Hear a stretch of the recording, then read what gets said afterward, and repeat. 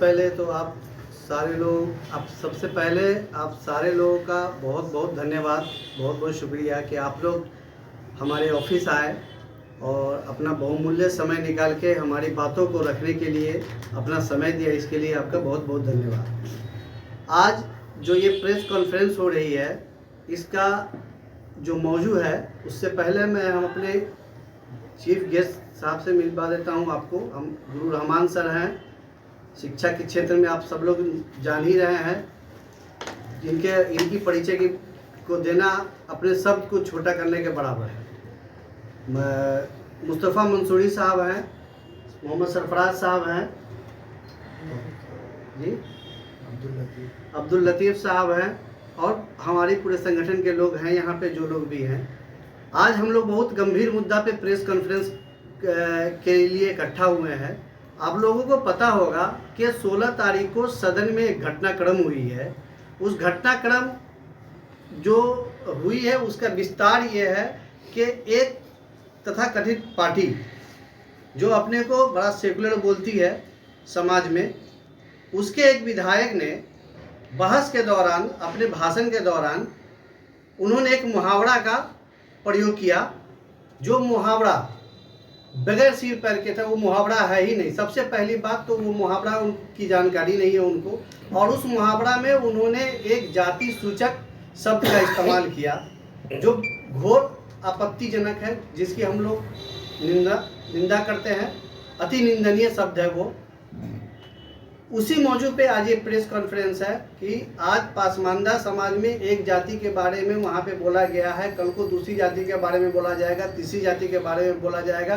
तो ये अधिकार संविधान में उनको किसने दिया? और ये बहुत ही घोर आपत्तिजनक है। इसकी हम लोग भर्त्सना करते हैं और इसी पे आज का प्रेस कॉन्फ्रेंस है।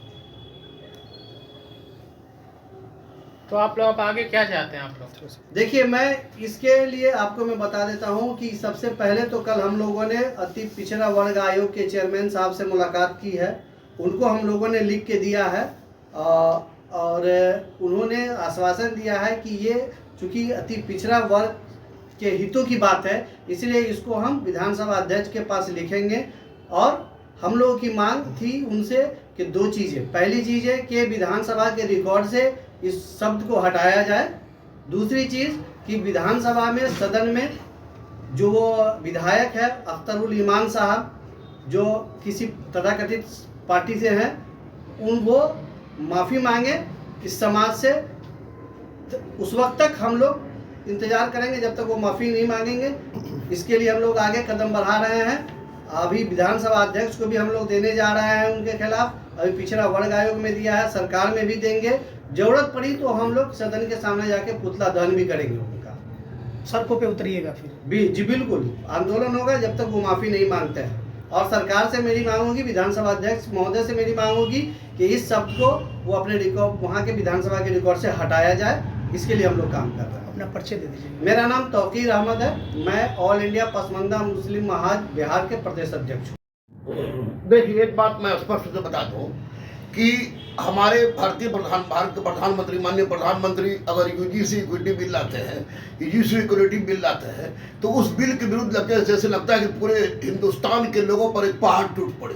और मैंने पहले भी कहा था, जो कि राष्ट्रीय अंतर्राष्ट्रीय स्तर पर मेरी चर्चाएं हुई, माननीय प्रधानमंत्री के कार्यालय में भी ये बात गूंजी कि मैंने कहा था कि भाई मेरे, मैं स्वर्ण तथा कथित स्वर्ण जाति से हूँ, लेकिन मैंने यूनिवर्सिटीज में प्रत्येक स्थान पर इस तरह के तथाकथित शब्दों का प्रयोग होते हुए देखा है। चाहे वो जाति के आधार पर हो, वंश के आधार पर हो, रंग के आधार पर हो, क्षेत्र के आधार पर हो, गोरा काले के आधार पर हो। तो आप जब भारतीय संविधान, हमारा बाबा साहब भीमराव अम्बेडकर का जो योगदान है, भारतीय संविधान जब मेरा आजाद हो गया और केंद्र में भी वही सरकार है जो बिहार में माननीय मुख्यमंत्री नीतीश कुमार, जिनके ऊपर मैं गर्व करता हूं कि उन्होंने शिक्षा और नौकरी की दिशा में एक महत्वपूर्ण प्रयास किया। और निश्चित रूप से आज बच्ची, अगर इस समाज की बच्ची डीएसपी पहली बार बनती है तो अपने आप में एक अजूबा परिस्थिति है। मैं माननीय मुख्यमंत्री से, माननीय गृह मंत्री से और स्पष्ट, माननीय आपको विधानसभा अध्यक्ष महोदय से मैं स्पष्ट रूप से गुरु रहमान ये बात कह रहा हूँ और मैं कहता हूँ जो करता हूँ कि अख्तरुल इमाम साहब एक तो जिन्ना के दूसरे अवतार के पोसे हुए व्यक्ति हैं, दूसरी बात कि इनको इतना भी सेंस नहीं है कि कहते हैं कि मैं सेकुलर की राजनीति करता हूं, जब जात के आधार पर पॉलिटिक्स जो व्यक्ति करता हो वो सेकुलरिज्म की राजनीति का चोला ओढ़ने का तथाकथित प्रयास मत करे। अख्तरुल इमाम साहब, आपका ए से लेकर जेड तक हम जानते हैं।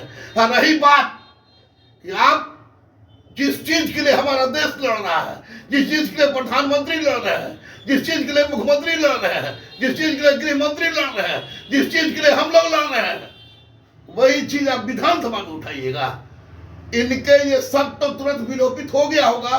मुझे मुख्यमंत्री, गृह मंत्री और अध्यक्ष महोदय पर इतना विश्वास है, इस व्यक्ति के विरुद्ध संविधान के ढांचा को कलंकित करने के आरोप में कार्रवाई होनी चाहिए। और यह जिन्ना के दूसरे जिन्ना का जो दूत के रूप में काम करता है, हम मुसलमानों के विरुद्ध में, पसमंदाओं के विरुद्ध में, इसके विरुद्ध कार्रवाई होनी चाहिए। वरना मैं जिस अहिंसात्मक आंदोलन का बिगुल फूकूंगा उसमें हिंदू भी होंगे, मुस्लिम भी होंगे, बैकवर्ड भी होंगे, फॉरवर्ड भी होंगे, क्योंकि यह संविधान की अस्मिता की बात है। और संविधान की रक्षा के लिए ऐसे ऐसे अख्तरुल इमाम 5000 भी आएंगे तब भी हम लोग को कोई फर्क आप लोग मांग कर रहे हैं कि कार्रवाई होनी चाहिए। 100% होनी ही चाहिए। There is no demand, there is our constitutional right. This person has violated our constitutional right. How you can use the name of caste? खेत खाए गधा, मार खाए जो रहा सामंती मानती वालों ने बना दिया। इन लोगों ने बना दिया कि तेली को देखने से जतरा खराब होता है। अरे तेली कर्जा देता था, मांगने के लिए बेचारा सुबह जाता था तो लेने के समय तो अच्छा लगता है, देने के समय में बता रहे आगे जतरा खराब हो गया। सामंतों ने जिस सोच से भारत को सींचने का प्रयास किया है, हमने कलम उठा ली है। अख्तरुल इमाम साहब को अविलंब इसकी सजा मिले और इस सब को विलोपित कर दिया जाए। मैं इस समाज के साथ मर जाने तक साथ हूं। जय हिंद।